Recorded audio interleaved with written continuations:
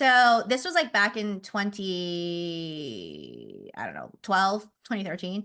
And we had bought a townhouse like well within our means. Like I was really proud of the fact that we bought it on a 10-year mortgage and we pay and put 20% down and we base it off of how much my AJ made.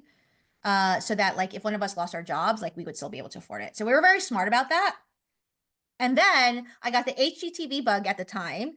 Like, I kid you not, I went on a Property Brothers cruise because I was like, oh my gosh, like I love them so much and I'm gonna pay money to like be on a cruise with them. That's like how obsessed I was. It's so embarrassing that I'm saying that now.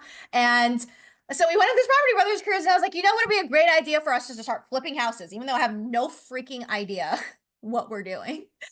And so we ended up we went to an open house in a neighborhood we never been in before, and we offered them like 30K less than what they were selling it for, and we're like, they're never going to take this offer. And then they did, and we're like, oh, okay, so here we are. So then we had two mortgages. We decided to move into the fixer upper, and we rented out the townhouse.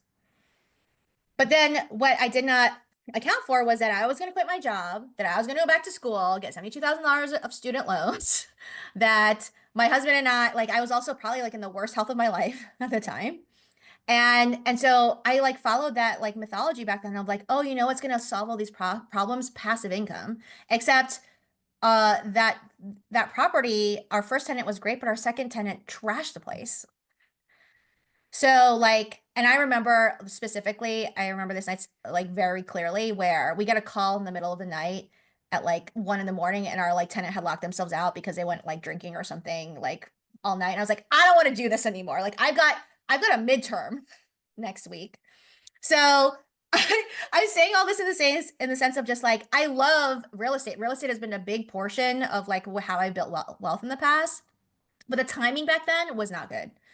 And it was Yeah, not the right choice for our lifestyle at that back then. there's not fun living in a rehab. That chaos does not lead to anything congruent in a relationship or studying for classes or having kids. That's just people think it works well.